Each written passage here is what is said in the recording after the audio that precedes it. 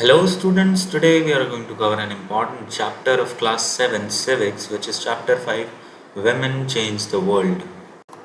Now before starting the chapter, let me introduce myself a little bit. So I am Raghav Daksh, currently pursuing History Honours from University of Delhi College of Vocational Studies. Now let's start our chapter with the topic Introduction. And the introduction is recognizing women's work. Well, women's work at home, like household chores and caring for the family, often isn't recognized as real work. Even though it takes full effort and has no particular start or end time, this chapter focuses on how certain jobs outside the home are seen as more suitable for men, how women have fought for equality, and the ways education opens up new opportunities for them. Now, basically, this chapter discusses how women fought for the equality and how they started taking part in the professional world and how they got their education and the opportunities came to them. Well, it was not like this from the start. Like we are seeing currently in the world that women are leading in the professional positions, but in the history was very cruel to women, and women were facing many challenges and limitations. So women's, and even now in some remote areas or in backward areas, women's work at home, like household chores and caring for the family, often isn't even recognized as the real work. So this is the problem with the society. Now, there are some stereotypes in occupations. Most people usually think of men when talking about jobs like farmers, scientists, or pilots, while imagining women mostly as teachers or nurses. For example, in a classroom activity, children drew almost all farmers and pilots as men and all nurses as women. This shows that a stereotype about men's and women's working roles are strong even in children's mind. Now, where does this come from? This came from the environment they are living in, and this came from the mindset that their families have. Basically, this is a problem in the society that people have stereotypes and they have a certain positions for men and women in the society, that these women cannot do this type of work and men cannot do this work, and men are only suitable for certain works and women are only suitable for some work. So these are the stereotypes, and which stops men and women both to pursue their careers. Now, women's work in agriculture. It's surprising that 83.6% of working women in India are actually involved in agricultural work, doing tasks like planting, weeding, harvesting, and threshing. Yet, when someone thinks of a farmer, they normally picture a man, showing that women's contribution is heavily ignored. Well, the whole agriculture was done by both men and women, and even women also worked a lot, like planting, weeding, harvesting, and threshing. Yet only men are recognized as farmers. If you ask a normal person that who are farmers, so they'll most definitely reply in that only men are farmers or some things like that. Now, inspirational examples are also there, like Lakshmi Lakra. Now, Lakshmi Lakra from Jharkhand broke these stereotypes by becoming the first female engine driver for Northern Railways. Now, despite having illiterate parents and facing many challenges, she got an education.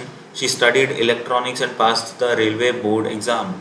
Her journey shows determination and belief that girls can achieve anything if given a chance. Now, women like Lakshmi Lakra broke the stereotypes later on. They started becoming successful. As you can see that her parents were not even educated, but she got education by herself. She studied electronics and even passed the railway board exam. Now she became, first female engine driver for Northern Railways. Now this is very inspirational, and this inspired many women to take part in the professional world. Her journey shows determination and belief that girls can achieve anything if given a chance. Pressures faced by boys. Now, these stereotypes are very harmful for our society because they affect both men and women, both of them. How boys, because boys also face pressure to choose certain careers or act a certain way. For example, a boy named Xavier wanted to choose history, but his parents thought studying maths or science would help him secure a better job in the future, and they believe that for boys it is necessary to pursue career in maths or science because he will be the only breadwinner of the family and he will only earn. So these are the stereotypes, and boys are often discouraged from showing emotions like crying due to unfair expectations. This is also a problem. Learning for change, the history of girls' education. In the past, let's talk about the history, how the history treated girls in the education sector.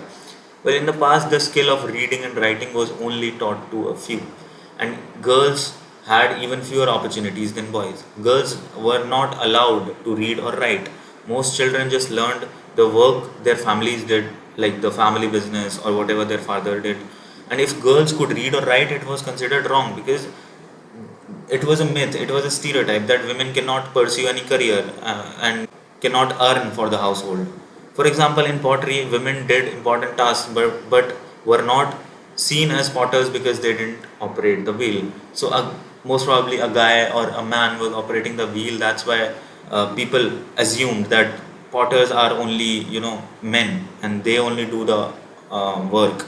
But that's not it. Women were also involved in the process equally and they did important tasks, but they were not even seen as potters.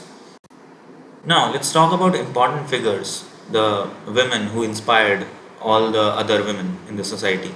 First one is Pandita Ramabai. Now, she learned to read and write from her parents. Even though she never went to school, she set up a mission to teach widows and poor women different useful skills, not just literacy. Second one is Rasundari Devi. Now, she secretly taught herself to read and write because it was believed that educated women would bring bad luck to their house, to their husbands. Now, this is a very stereotypical thing and very foolish thinking that educating a woman will bring bad luck to their husbands. And this was the thing that was happening at that time. At the time where Rashundari Devi secretly taught herself. Her autobiography, Amar Jiban, is the first known Indian woman's autobiography.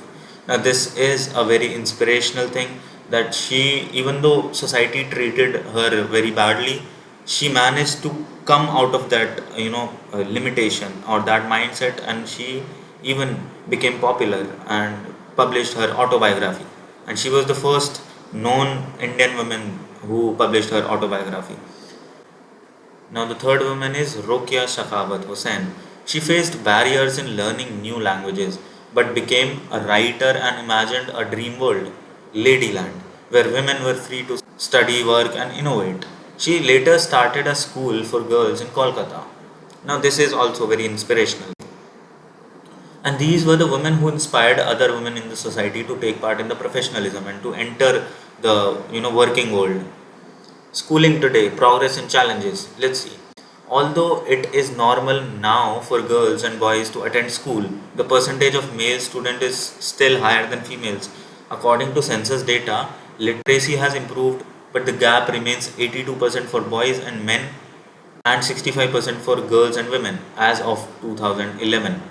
Many girls, especially from Dalit, like scheduled caste, and Adivasi from scheduled tribes, and Muslim communities, still drop out of school more than others due to poverty, lack of schools or teachers, distance, and discrimination. So, still, there is a huge gap between men and women who in the education sector. As you can see, the 82% is for boys and 65% is for girls.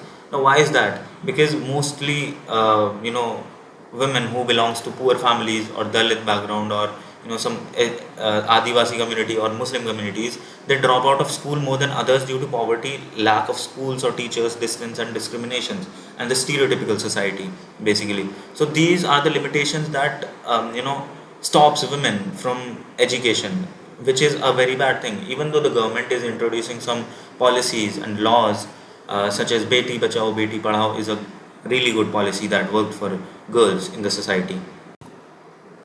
Now, the women's movement, better rights and laws for women have not happened on their own. They are the result of collective struggles called the women's movement. Both individuals and organizations, including supportive men, use strategies to fight injustice and create awareness, making the movement strong and diverse. So basically, to achieve equal rights and better laws for women, there was a collective struggle. The whole movement took place, women's movement, and both the individuals and organization, including some supportive men also participated in the movement. They used strategies to fight injustice and create awareness, making the movement strong and diverse. Now, there were, few tactics used by women's movement. First one is campaigning. Now, efforts have led to laws that protect women, such as against domestic violence and dowry deaths. Second one is raising awareness. The movement reaches out to people through street plays, songs, and public meetings to address women's rights, because there was a need to, announce it to the world that women are also participating in the movement, and women are fighting for the equal rights, and they also deserve the equality that is given to the men only. Protesting, rallies and demonstrations are powerful ways to catch attention and demand changes. And the last one is showing solidarity. The movement support women and causes globally, such as on International Women's Day and India Pakistan solidarity events. So these are some tactics that are used by both men and women who were supporting women's movement. Glossary of terms. So these are some of the terms that you need to be aware of. First one is stereotype.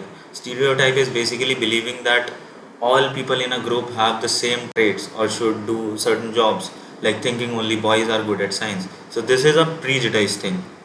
The second one is discrimination, treating people unequally or disrespectfully based on group identity like gender, caste, or community is called discrimination. Now, the third one is violation, openly breaking a law or showing disrespect for it is called violation. And the last one is sexual harassment.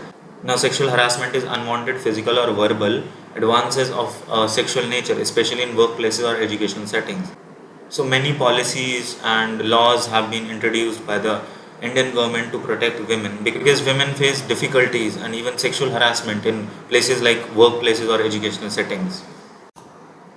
Yeah, so this was all about this chapter. I hope you liked it. If you liked the video, please give it a thumbs up. You can comment down your doubts below, or you can appreciate in the comments, and subscribe to Pathshala for more such videos. We'll meet in the next video soon. Till then, take care and bye bye.